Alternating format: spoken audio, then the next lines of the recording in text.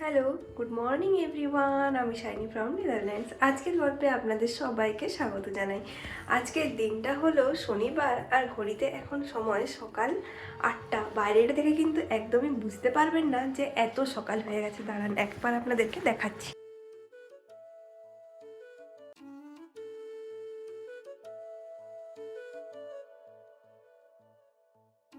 Sorry, এখন 8:30 বাজে। তাতেও দেখেছেন রাতের কি অবস্থা, এখনো পর্যন্ত সকাল হয়নি।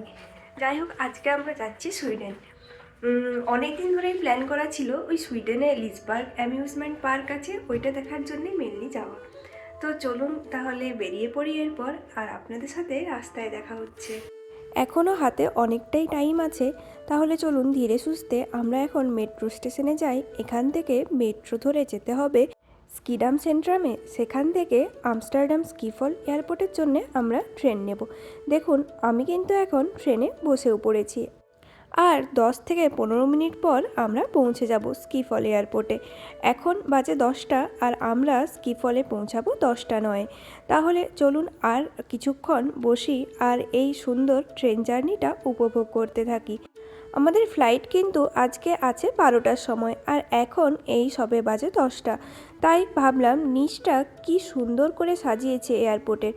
এখানে ক্রিসমাস বা নিউ ইয়ারের জন্যে চারদিক এত সুন্দর ডেকোরেশন করে, নিজের চোখে না দেখলে বিশ্বাস করতে পারবেন না। এই কয়েকটা দিন এনাদের সবার মধ্যেই থাকে একটা উৎসবের মরশুম। আর ওই যে সামনে ক্রিসমাস ট্রিটা দেখতে পাচ্ছেন, এখান থেকে চলুন দাঁড়িয়ে কতগুলো ফটো তুলে নিই। এয়ারপোর্টের এই পার্টটাতে কিন্তু বেশ অনেক দোকান আছে, আর এখানে মাঝে মধ্যে প্রচুর সেলও চলতে থাকে। এখানে তো ট্রেন স্টেশন আর এয়ারপোর্ট স্টেশন কানেক্টেড, যার জন্যে আমরা সবে ট্রেন থেকে নামলাম আর ওপরের ফ্লোরে গেলেই কিন্তু এয়ারপোর্টে পৌঁছে যাব। খুব মজার, তাই না? আলাদা করে আর যেতে হয় না। আর এখন ঘড়িতে সময় 10টা 20।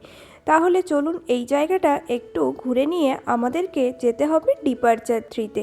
সেখান থেকে আজকে আমাদের ফ্লাইট রওনা দেবে সুইডেনের উদ্দেশ্যে।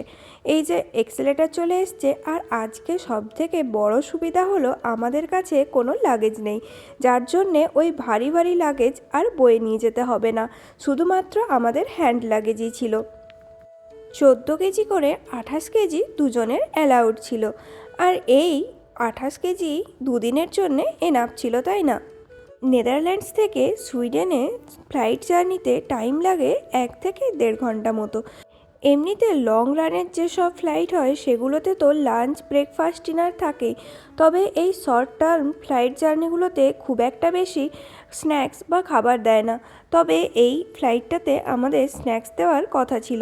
এখানে কিন্তু বার্গার কিং, কেএফসি, সাবওয়ে সবই পেয়ে যাবেন। চলুন এরপর একটু দেখে নিই যে আমাদের ফ্লাইট কোথার থেকে ছাড়বে আর কখনই বা ডিপারচার হবে। দেখুন 2 থেকে 3 ঘন্টার মধ্যে কতগুলোই না ফ্লাইট ছাড়বে। তাহলে ওই যে দেখুন গোথেনবার্গ, আমাদের কিন্তু গেট নাম্বার B16। চলুন তাহলে এরপর তাড়াতাড়ি করে B16-এর দিকে রওনা হওয়া যাক। ওপরের ডেকোরেশনটা কি সুন্দর করেছে, তাই না? নিচ থেকে দেখতে আরও বেশি ভালো লাগছিল। এই স্কিফল এয়ারপোর্টের সব কিছু কিন্তু সেলফ চেক ইন।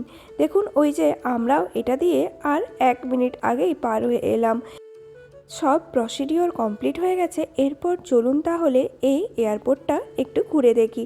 যদিও স্কিফল এয়ারপোর্ট যে কতবার এলাম আর কতবার যে এই দোকানগুলো ঘুরেছি তার কোনো ঠিক নেই, তবুও প্রত্যেকবারই বেশ নতুন নতুন লাগে। আর এখানকার জিনিসগুলো এতটাই অ্যাট্রাকটিভ যে আপনার নজর কাড়বে।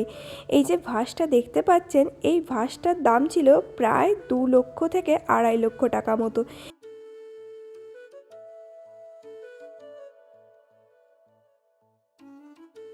দেখে তো বেশ অবাকই হলাম যে এটা কি এমন দিয়ে তৈরি হয়েছে যে এত টাকা দাম। যদিও ওটা ডেল্ফটের প্যাটার্নে তৈরি করা হয়েছে। আর এই যে দেখুন টিউলিপগুলো ফলস কি সুন্দর করা আছে। কবের থেকে ভাবছিলাম নেল পলিশটা চেঞ্জ করব, বাট করাই হচ্ছিল না, তাই এই সকালে উঠে নেল পলিশ পরলাম। নেদারল্যান্ডসে আপনি যেখানেই চলে যান সব জায়গাতে কিন্তু চিজের দোকান অবশ্যই পেয়ে যাবেন। আর এই ডিউটি ফ্রিগুলোতে প্রচুর সানগ্লাসের দোকান থাকে, আর যেখানে এমনি নর্মাল দোকানের তুলনায় কিন্তু অনেকটাই অফে পাবেন। তো অবশ্যই এই দোকানগুলো একবার ভিজিট করে দেখতে পারেন। বিশেষ করে ডিউটি ফ্রি যে সমস্ত এরিয়া থাকে ব্র্যান্ডেড জিনিসপত্রের জন্যে, সেগুলো ট্যাক্স ফ্রি হয়। যেমন ধরুন আপনি ম্যাক বা অন্য কিছু প্রোডাক্টের জিনিস কিনতে চান, তাহলে অবশ্যই আপনি এই দোকানগুলো ভিজিট করলে প্রায় 20% লেসেও পেয়ে যেতে পারেন।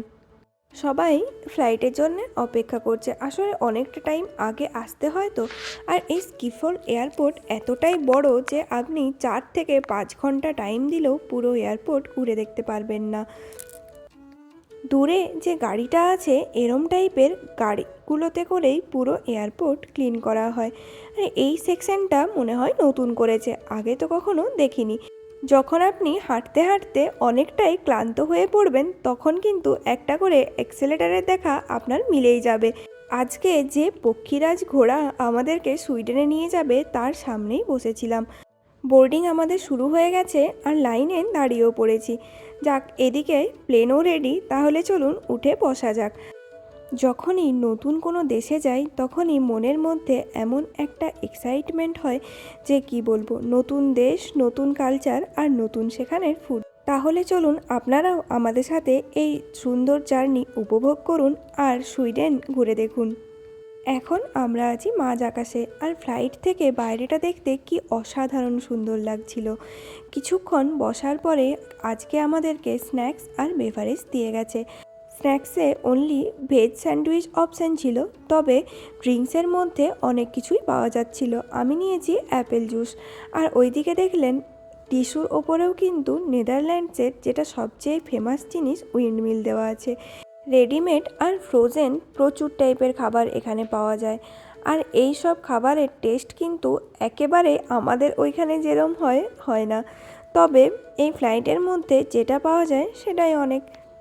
10 মিনিটসের মধ্যে ফ্লাইট ল্যান্ড করে যাবে। আর দূরে মেঘগুলো দেখছেন কি সুন্দর লাগছে দেখতে, অনেকটা মনে হচ্ছে যেন পুরো বরফে ঢাকা হয়ে আছে।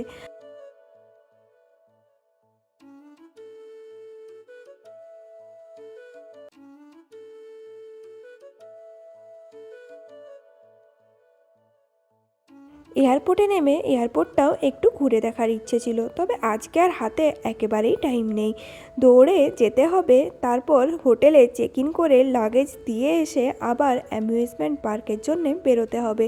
বিকজ ইচ্ছে আছে যে রাতের ভিউ আর দিনের ভিউ দুটোই দেখার জন্যে। এখানে ইউজুয়ালি কোনো ক্রিসমাস মার্কেট ভিজিট করার জন্যে পাস লাগে না, তবে এটা যেহেতু অ্যামিউজমেন্ট পার্ক যার জন্যে আমাদেরকে এন্ট্রি পাস নিতে হয়েছে। আর এক একটা পাসের প্রাইস পড়েছে 12 ইউরো মতো, মানে ভারতীয় টাকায় 1200 টাকা করে। আমাদের ইচ্ছে ছিল যে কালকে যাওয়ার জন্যে, যেহেতু আজকের ওয়েদার ভালো আছে তাই ডিসাইড করলাম যে আজকেই চলে যাওয়া যাক। কালকে আবার ফোরকাস্টে বৃষ্টি দেখাচ্ছে, তো এত দূর থেকে এসে এরম ঠান্ডায় বৃষ্টির মধ্যে ভিজলে তো আর দেখতে হবে না।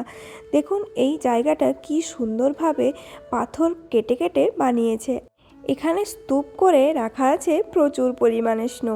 আসলে কালকে রাত্রে স্নোফল হয়েছিল, আর এখানকার রাস্তাঘাট যাতে স্লিপারি না হয় তাই মাঝে মধ্যেই গাড়ি এসে এই স্নোকে সরিয়ে দিয়ে যায়। দেখুন আমরা কিন্তু এই ট্রাম থেকেই সুন্দর লিসবার্গের দৃশ্য দেখতে পাচ্ছিলাম আমাদের হোটেল সিটি সেন্টারের মাঝেই, যার জন্যে অ্যামিউজমেন্ট পার্ক থেকেও বেশ সামনে হচ্ছিল। চলুন একটু রুমের ট্যুরটা আপনাদের সাথে শেয়ার করি। এখানে একটা বেড আছে, এটা ডবল বেড নেওয়া হয়েছিল। আর এই প্রত্যেকটা রুমে প্রচুর লাইট থাকে, তবে কোনো লাইটেই খুব একটা বেশি ব্রাইটনেস থাকে না। এখানে একটা বেশ বড় মিররও দিয়েছে, তো রেডি হতে বেশ ইজি হবে। ওইখানে একটা সুন্দর স্টাডি টেবিল টাইপের দেওয়া আছে, ওয়ার্ক ডেস্কও বলতে পারেন। পুরো রুমটাতেই বেশ অনেকগুলো সুন্দর পেন্টিং দেওয়া আছে। আর এই চেয়ারটাতে বসে অবশ্যই কিছুটা টাইম রেস্ট করা যেতেই পারে। The best part of this room is the view. এই পেন্টিংগুলো কিন্তু বেশ অ্যাস্থেটিক। চলুন তাহলে আমরা এরপর বেরিয়ে পড়ি। আর বেরোনোর পরেই ফার্স্ট কাজ ছিল আমাদেরকে সুইডেনের কারেন্সি ট্রান্সফার করতে হবে। এমনিতে নেদারল্যান্ডসে তো ইউরো চলে, তবে সুইডেনে আবার ক্রোনা। তাহলে চলুন দেখি এখানে কোথাও কারেন্সি ট্রান্সফার করার কোনো মেশিন পাই কি না। আসলে প্রথমে আমরা এয়ারপোর্টেও ট্রাই করেছিলাম, তবে সেখানে খুব একটা বেশি চোখে পড়েনি, আর টাইম ছিল না বলে ওখানে ওয়েস্টও করিনি। তবে এখানে এই মলটা কি সুন্দর করে সাজিয়েছে। এই শপিং মলটা একদম আমাদের হোটেলের পাশে, আর এটা এখানকার সিটি সেন্টারের সবথেকে বড় শপিং মল। এখানে কারেন্সি চেঞ্জ করারও অপশন পেয়ে গেছিলাম। যাক, তাহলে একটা চিন্তা মিটল।